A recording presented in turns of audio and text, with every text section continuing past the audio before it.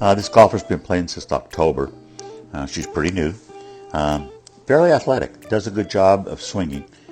We had to work a little bit on her setup. When she got to the class, both elbows were bent, separate each other, and she had a setup where the arms didn't create the nice triangle that we see here. And by the triangle, I mean the shoulders, the arms go together to form a triangle, kind of a tilted triangle. But you see, that's what we want it to do. She also was standing straight up and down.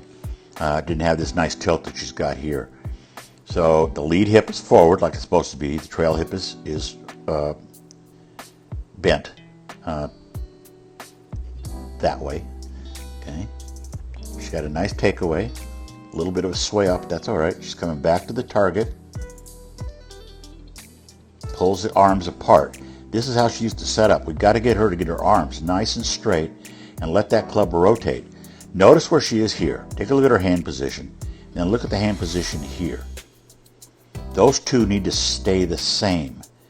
If you were just to flip this picture over the other way, we'd want to see this same look on this side of the swing. But you can see she can't do that because the right hand is still under the golf club, can't release the golf club, can't generate any speed ever. She doesn't release it till finally there. So again, we see a lot of our golfers that try to control the wrong end of the golf club. The only end you should try to control is the end that you're holding with your hands. And you control that by making sure your hands are able to do what they do naturally, which is rotate. That's a nice position right there. Very good position. Just duplicate that position here and let it happen again. I know it sounds easy. It really isn't. It's very difficult. Research has discovered that a 144-degree angle from the forearm to the golf shaft is the proper setup position. This golfer, you can see, is out. Her elbows are bent, but then her arms and the golf shaft are on the same line. It's a very awkward position to try to swing from. What happens there is you end up blocking the shot or lifting the club off the ground before it gets to the ball. So what we're going to see is she's going to take the club away and still has that hand underneath a little bit. Now she's in a pretty good position right there, except she stood right up. Now watch what happens as she comes down. A little over the top, that's okay. But now she's going to, right about here, start flipping the club and lifting it. And I'm going to get the yellow line out of the way so you can see how the right hand is completely under the golf club. That's a lifting motion. It doesn't hit it into the ground. In order to hit it into the ground, the palm of the right hand right now should be at the ground, and the club should not be at the ball yet. We've got to lead with the butt end of the club moving to the target before the hammer end or the head of the club. This is a pretty good golfer. He has a pretty decent swing, but every once in a while he breaks down. And we see a lot of golfers do this by collapsing on the right side and never getting any weight transfer, so they don't get any rotation in the swing. Let's go ahead and watch this in slow motion. I'm going to draw in the swing plane. He's already started his swing part way back, which is okay. We'll do it in green. I like green. There's his swing plane. So he's going to go back, stays on the swing plane pretty nice. Then you see this big over the top move right there. And then because he's collapsing on the right side, see how the right knee is moving towards the golf ball? It's not moving towards the other knee. It's moving, and then he just falls down. He's going to come across it and never get any rotation. See how the upper body's rotated a lot, the back body hasn't rotated at all. You see he's falling back, so he's got no pop. And he's really a better golfer than that, but he's got to learn how to get that weight onto the front side, get the right knee to move to the left knee, and then let that heel come straight up so there's no weight left at all on the right foot. This golfer has sometimes a setup issue.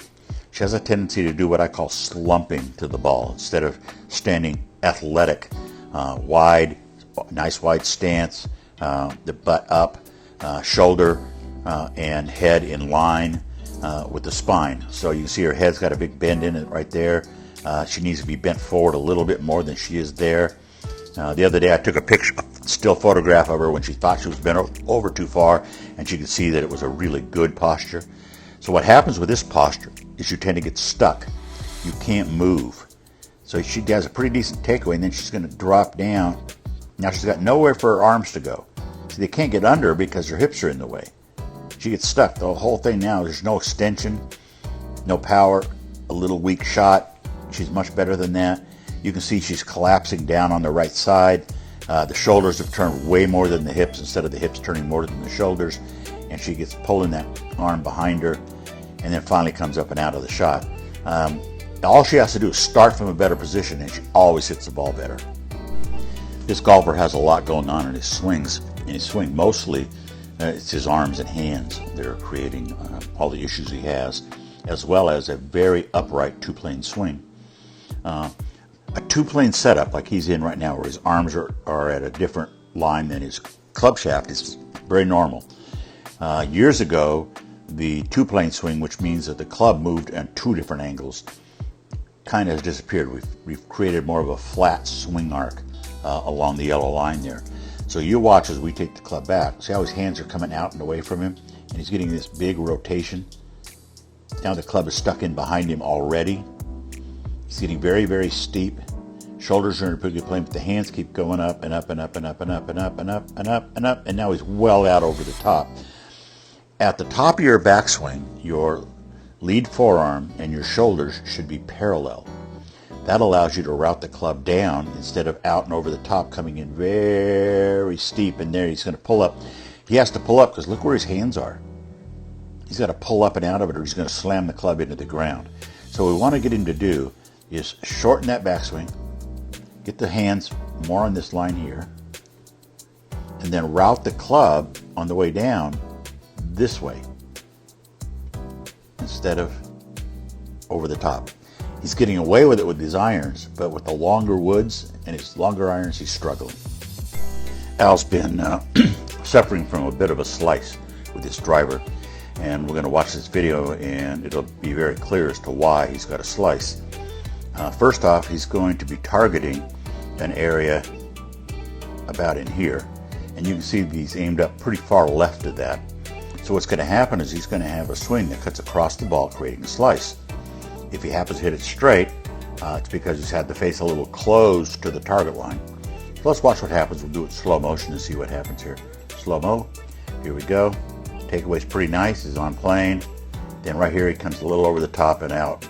And there's his little baby fade. He got away with it that time, but sometimes it's much worse. See if we can catch the ball. Goes through the target, and then it veers off to the right as he gets out there a ways. What we want to be able to do is keep him from coming so far from out to in. What you'll see is he's coming in way out over the top. The club is well outside his hands at about at here, coming across. See how wide open the face is? Now he manages to get the timing down this time where you see how you see the face is closing, but he's had to do that in about the last 2 inches. Very little time to get that 45 degree, actually that's a 90 degree rotation, and then he blocks it and off to the right it's going to spin. What we need to get him to do is to try to reroute the club from the inside or under the green line. So it's coming in this, whoops, I did it again, didn't I? Let's do it this way, under the green line that way. So you can see that he doesn't do that. It's coming right out over the top. When you're here at about this position right here, the club should be parallel to your trail forearm, which means the forearm needs to be down lower. He's got his forearm well above the swing plane. At setup, he's on the green line. So let's go back to the setup position. You'll see where he's on the green line. He's got to return his hands back there. He can't throw them out away from his body and expect to have an inside-out swing. Make sense? We have a pretty good golfer here, but she doesn't get to practice very much, and she just took the game back up recently. Her issue is she has a tendency to go out on the right, and there's two things causing that. One is not rotating the club face by keeping the left elbow down, and the other one is, goes along with that same thing, is hitting the ball out on the toe of the club, which then opens the club face and shoots the ball off to the right. Let's just play it through kind of slow. We'll do it by manually. Just watch it go through. And you can see she's opening the club pretty early there. Pretty nice smooth swing. Good route there. I like that move right there. That's a good move. But then she's going to come in and pull back a little bit And instead of rotating the club closed all the way, she's going to leave it a little bit open.